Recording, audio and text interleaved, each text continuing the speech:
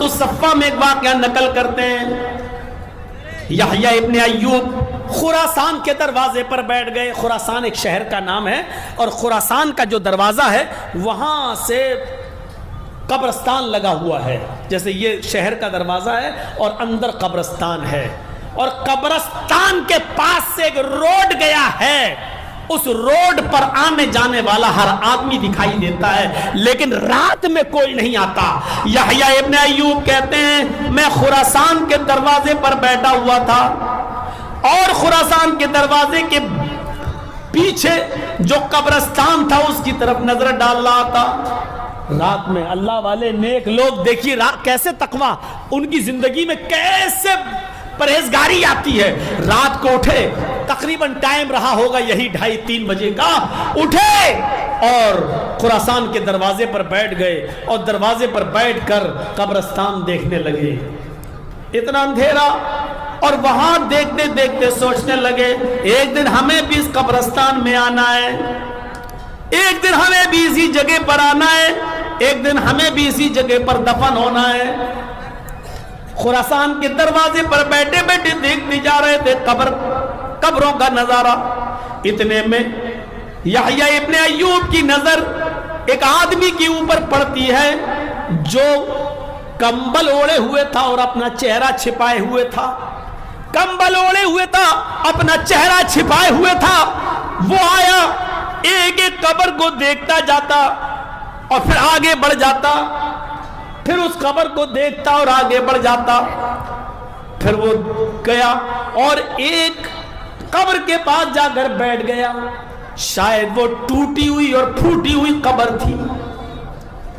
वो आदमी जो कंबल ओढ़े हुए था और अपना चेहरा छिपाए हुए था, दूर से मैं उसको नहीं पहचान पाया कि वो कौन है। वो एक एक कब्र पे आता जाता, देखता जाता, बढ़ता जाता और बिलाखिर एक टूटी हुई और फूटी हुई कब्र के पास जाकर बैठ गया। और वहां जाने के बाद फूटी हुई कब्र में पड़ी हुई हड्डियों को देखने लगा। यहया इब्न अय्यूब कहते हैं कि मैं पीछे से आया और मैंने उसको पहचानने की कोशिश की। उसके पीछे में खड़ा हो गया लेकिन मैं उसको पहचान नहीं पाया। मैंने उसके कंबल पर, उसके कांधे पर ऐसे हाथ मारा। उसने पीछे मुड़ के देखा तो मैं पहचान गया ये मेरा दोस्त सादून है।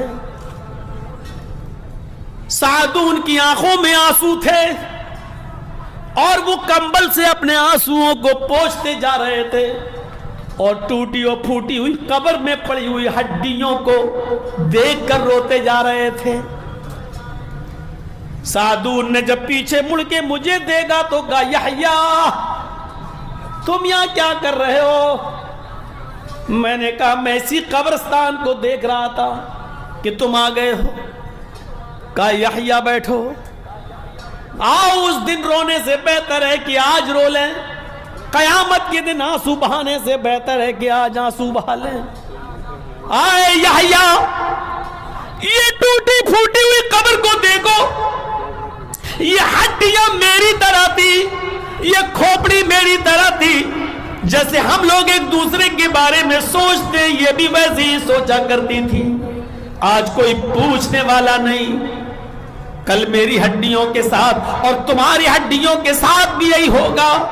आए यहया वइज़ा सुहुफ़ु नुशिरत, उस दिन क्या होगा जब सहीफे खोल दिए जाएंगे, नामे अमाल एक दूसरे के हाथ में दे दिए जाएंगे और हम और आप अपनी अपनी नेकियों बुराइयों को देख लेंगे। एक चीज भी छिपी हुई नहीं होगी। उस वक्त क्या होगा, हमारे और आपके साथ क्या मामला किया जाएगा। उस दिन के रोने से बेहतर ये।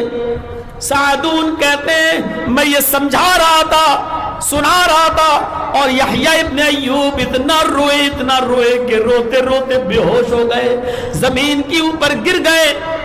जब वो बेहोश हुए तो मैं अपने कंबल के कोने से उनके आंखों के आंसू जो निकले थे वो पोंछने लगा और उनका चेहरा पोंछता जा रहा था। थोड़ी देर के बाद यहया इब्न अय्यूब को जब होश आया तो सादून ने कहा आए यहया تم بے ہوش کیوں ہوئے؟ فرمایا سعدون تم نے ایسی ایسی قرآن کی آیتیں پڑھی، قیامت کا نقشہ کھینچا، میدان محشر کا نقشہ کھینچا، اللہ کے عذاب کا نقشہ کھینچا، موت کا ایسا ڈراؤنا تصور تم نے کھینچا کہ میں اللہ کے خوف سے بے ہوش ہو گیا۔ سعدون نے کہا اے یحییٰ آج اگر اللہ کے خوف سے تم مر جاتے، تمہاری روح آج اگر قبض عنصری سے پرواز کر جاتی، اگر آج تمہارا انتقال ہو جاتا تو تم سے زیادہ خوش نصیب کوئی نہیں ہوتا۔ اے یحییٰ اللہ کے خوف سے تمہیں موت کیوں نہیں آئی؟ اللہ کے ڈر سے تمہیں موت کیوں نہیں آئی؟ اے یحییٰ اگر آج خوف خدا سے تم مر جاتے، تمہارا انتقال ہو جاتا تو تم سے زیادہ خوش نصیب آج کوئی نہیں ہوتا۔ میرے بھائیوں یہ اللہ کے وہ نیک بندے تھے جو آدھی رات کے بعد اڑتے تھے تو قبرستان کی طرف نظریں ڈال کر قبروں کے نظاروں کو دیکھتے تھے اور وہاں کی ٹوٹی اور پھوٹی ہوئی ہڈیوں کو دیکھ کر اپنی موت کو یاد کیا کرتے تھے۔ تقویٰ ہے تو روح ہے، اور یہ روح ہے تو اسلام ہے، اور اگر یہ اسلام کے اندر سے روح نکال دی جائے، تقویٰ نکال دیا جائے تو سب بیکار ہے۔ میرے بھائیوں کسی چیز کا پھر کوئی فائدہ نہیں ہے۔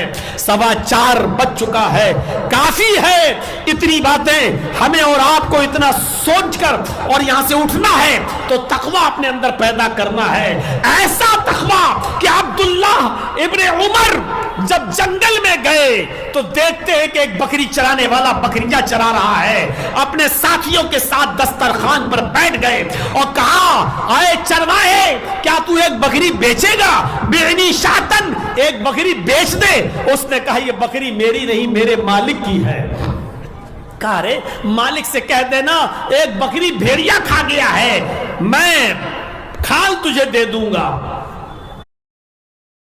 I am the future that was born 100 years ago. I am the purpose that emerged with India's independence.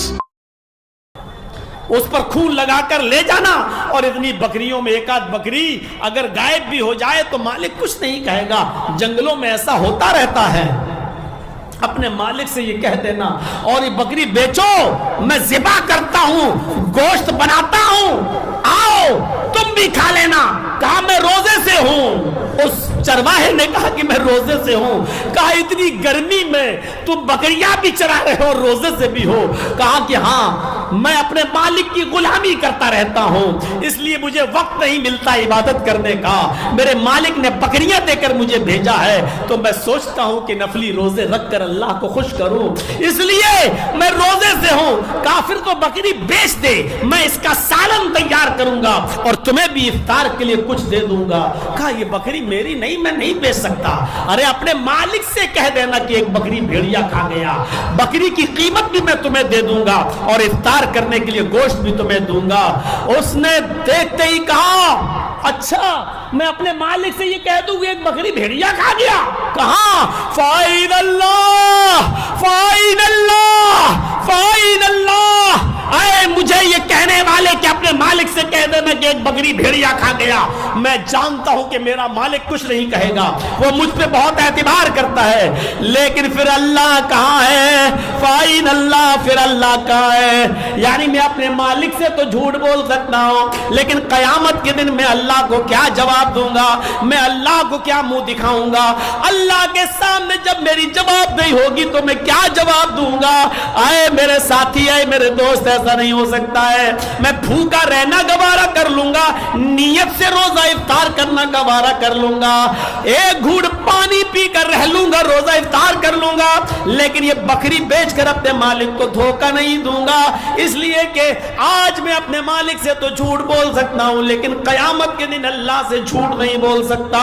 میرے پیارے ساتھیوں یہ تقویٰ پیدا تھا ان کی زندگیوں میں، اس لیے اسلام زندہ تھا، کیونکہ اسلام کی روح تو تقویٰ ہی ہے۔ جب ان کے اندر یہ روح موجود تھی تو اسلام زندہ تھا، اور آج ہمارے اندر سے یہ روح نکل چکی ہے، اس لیے ہمارے اندر کا اسلام مر چکا ہے۔ اسلام نہیں مرا ہے، ہمارے اندر کا اسلام مر چکا ہے۔ اسلام تو زندہ ہے اور قیامت کی صبح تک زندہ رہے گا، لیکن ہمارے اندر کا اسلام اس لیے مر چکا ہے کیونکہ اس اسلام کی روح ہمارے اندر سے نکل چکی ہے، اور جب روح نکل گئی تو ڈیڈ باڈی کی کوئی قدر نہیں ہوتی ہے۔ میرے بھائیوں یہ لاشیں ہیں، لاشیں مولانا جرجیس زندہ قوم کو نہیں سمجھا رہا ہے، زندہ لوگوں کو نہیں سنا رہا ہے، آئی سی یو میں لیٹی ہوئی قوم کو سنا رہا ہے، وینٹیلیٹر پر لیٹی ہوئی قوم کو سمجھا رہا ہے، اور آئی سی یو میں لیٹی ہوئی قوم سنا نہیں کرتی ہے میرے بھائیوں۔ اس لیے آج ہم ایک کان سے سنتے اور دوسرے کان سے نکال دیتے ہیں۔ ضرورت اس بات کی ہے کہ ہم اسلام کی روح کو اپنے اندر پیدا کریں، تقوی اپنے اندر پیدا کریں، بزرگی ہم اپنے اندر پیدا کریں، اور یہ اسلام جو سب کا مذہب ہے، یہی اللہ کی طرف سے نازل کیا ہوا مذہب ہے جو سب کا ہے۔